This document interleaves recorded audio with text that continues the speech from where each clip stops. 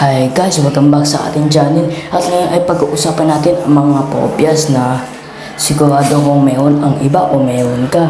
So, simulan na natin. Make sure to leave a like and subscribe at click mo na ang notification bell para updated ka. Simulan na natin to.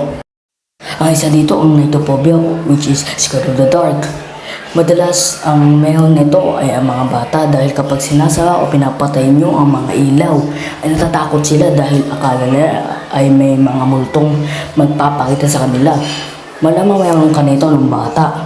So, alam ko naman natakot ka sa dilim ng bata ka.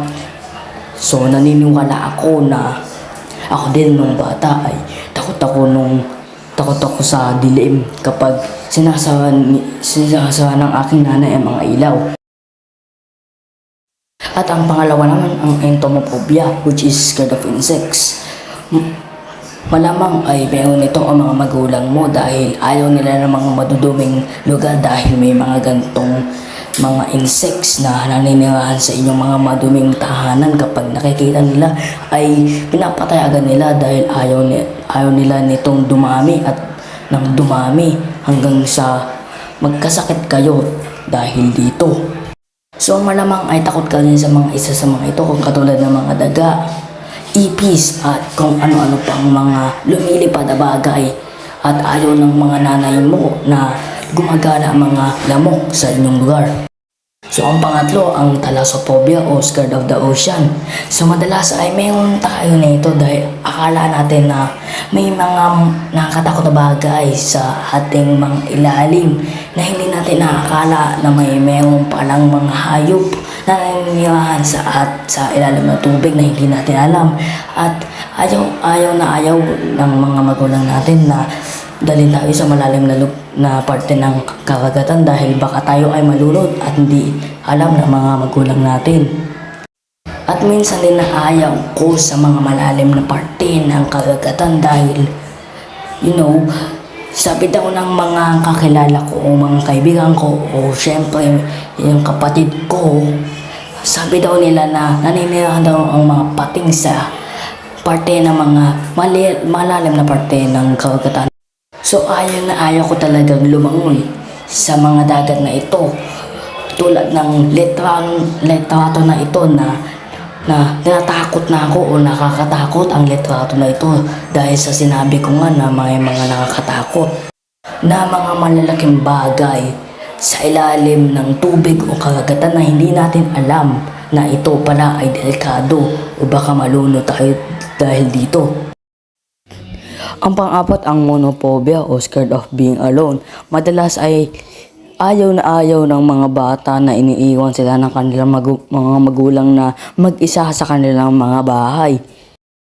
At sa pagiging mag-isa sa iyong tahanan ay nakakaramdam ka rin ng mga takot dahil wala kang kasama sa bahay at wala kang yaya o mga katulong na nasa bahay na aalagaan ka o sasamahan ka sa inyong tahanan.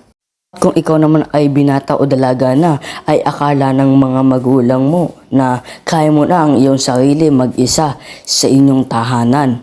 At kapag mayroon kang kababatang kapatid na kasama mo sa inyong bahay at iniwan kayo ng iyong mga magulang dahil aalis sila, ay kailangan mong bantayan o samahan ang iyong mga kapatid o kapatid sa iyong tahanan para di sila matakot sa kung ano-anong bagay.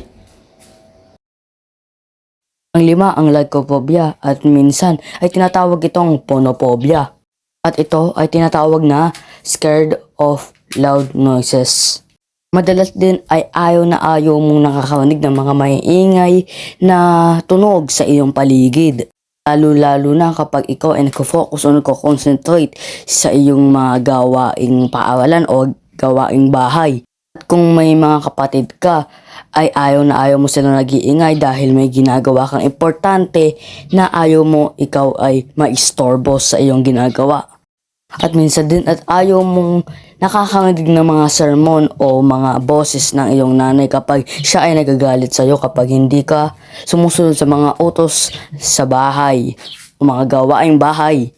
At madalas kapag lumalabas ka ng bahay ay may mga narinig kang sobrang lakas na tunog sa iba't ibang lugar.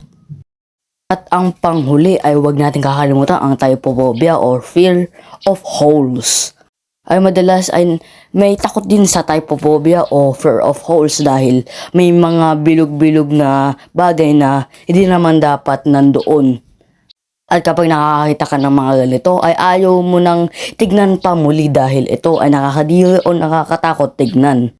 At hindi din ako magsisinungaling na takot din ako sa typophobia dahil kapag tinitignan ko sila ay natatakot ako at nandidiri dahil sa mga itsura nilang mga bilog.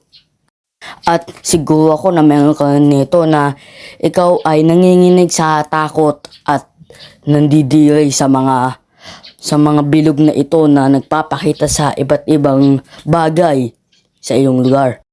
At dito na po nagtatapos ang ating video. So kapag may mga nakita po kayong phobia na mayroon po kayo o mga takot po kayo dito, ay i-hit nyo ang like button at subscribe button at i-hit nyo ang notification bell para updated kayo sa mga bago nating new videos na i-upload dito sa channel na ito. So kung gusto nyo pa ng mga ganitong content, ay huwag niyong kalimutan i-subscribe, like at i-share nyo to sa friends nyo para malaman din namin kung anong phobia meron sila. So dito na po nagtatapos ang ating video. So hanggang sa muli, paalam mga kaibigan at subscribe. Drop top, smoking, no cooking, the hot pot. Fucking on your bitch, yeah, that. Cooking up dope in the crock pot. We came from nothing to something, nigga.